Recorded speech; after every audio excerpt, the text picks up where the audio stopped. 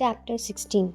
श्री भगवान बोले, भय का सर्वथा अभाव, अंतःकरण की पूर्ण निर्मलता, तत्व ज्ञान के लिए ध्यान योग में निरंतर दृढ़ स्थिति और सात्विक दान, इंद्रियों का दमन, भगवान, देवता और गुरुजनों की पूजा तथा अग्निहोत्र आदि उत्तम कर्मों का आचरण और वेद शास्त्रों का पठन पाठन तथा भगवान के नाम और गुणों का कीर्तन, स्वधर्म पालन के लिए कष्ट सहन और शरीर तथा इंद्रियों के सहित अंतःकरण की सरलता, मन, वाणी और शरीर में किसी प्रकार भी किसी को कष्ट न देना, यथार्थ और प्रिय भाषण अपना आप करने वाले पर भी क्रोध को न होना, कर्मों में कर्तापन के अभिमान का त्याग,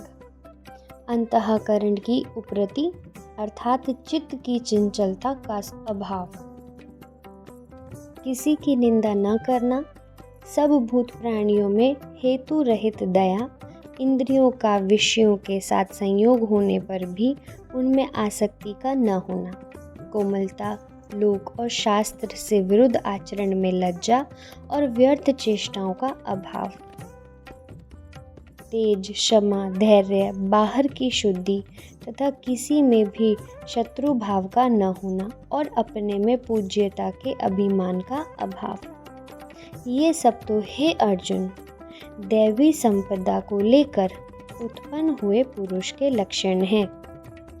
हे पार्थ, दम्भ, घमंड और अभिमान तथा क्रोध, कठोरता और अज्ञान भी ये सब आसुरी संपदा को लेकर उत्पन्न हुए पुरुष के लक्षण हैं।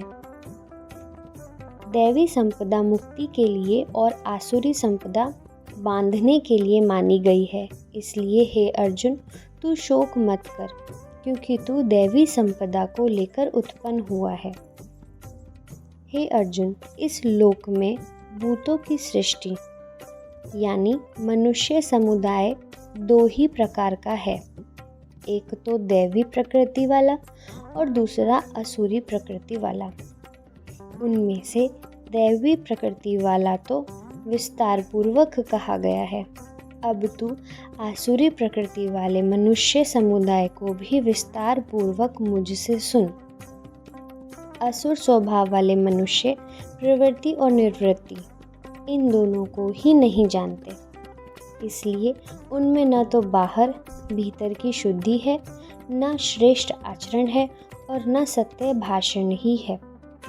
वे आसुरी प्रकृति वाले मनुष्य कहा करते हैं कि जगत आश्रय रहित, सर्वथा असत्य और बिना ईश्वर के अपने आप केवल स्त्री पुरुष के संयोग से उत्पन्न है, अतएव केवल काम ही इसका कारण है, इसके सिवा और क्या है।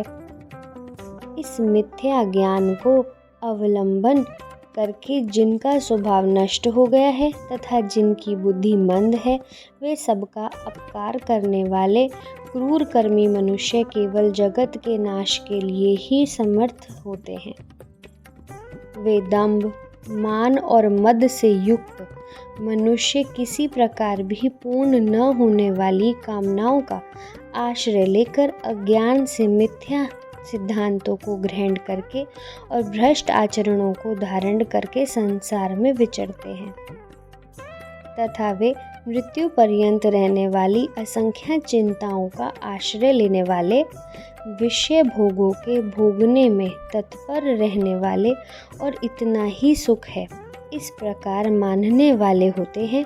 वे आशा की सैकड़ों फांसियों में बंधे हुए मनुष्य काम क्रोध के परायण होकर विषय भोगों के लिए अन्याय पूर्वक धनादि पदार्थों का संग्रह करने की चेष्टा करते हैं। वे सोचा करते हैं कि मैंने आज यह प्राप्त कर लिया है और अब इस मनोरथ को प्राप्त कर लूँगा।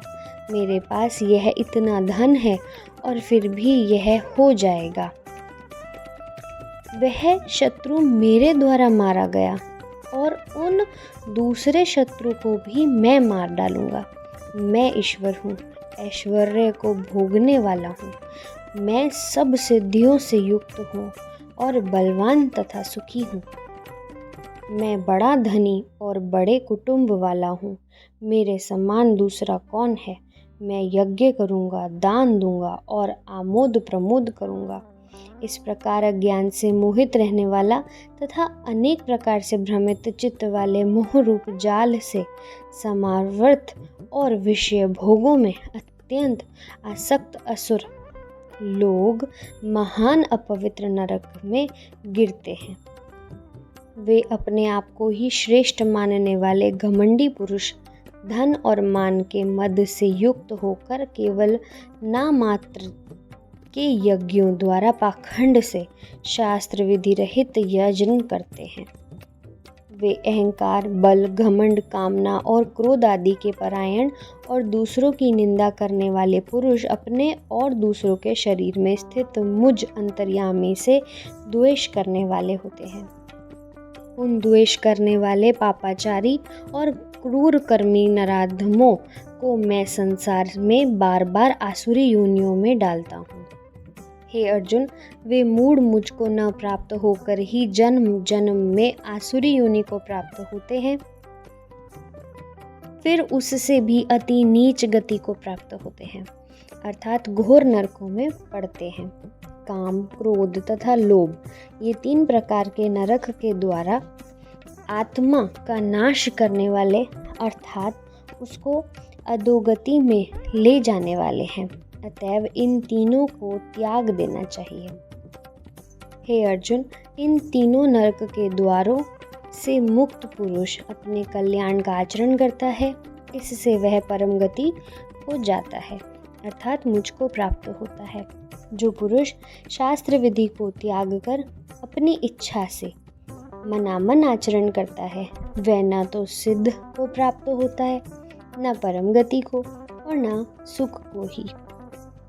इससे तेरे लिए इस कर्तव्य और अकर्तव्य की व्यवस्था में शास्त्र ही प्रमाण है। ऐसा जानकर तू शास्त्र विधि से नियत कर्म ही करने योग्य है। इस प्रकार उपनिषद, ब्रह्म विद्या तथा योग शास्त्र रूप श्रीमद् भगवद गीता के श्री कृष्ण अर्जुन संवाद में देवासुर संपादी भाग योग नामक 16वां अध्याय संपूर्ण हुआ।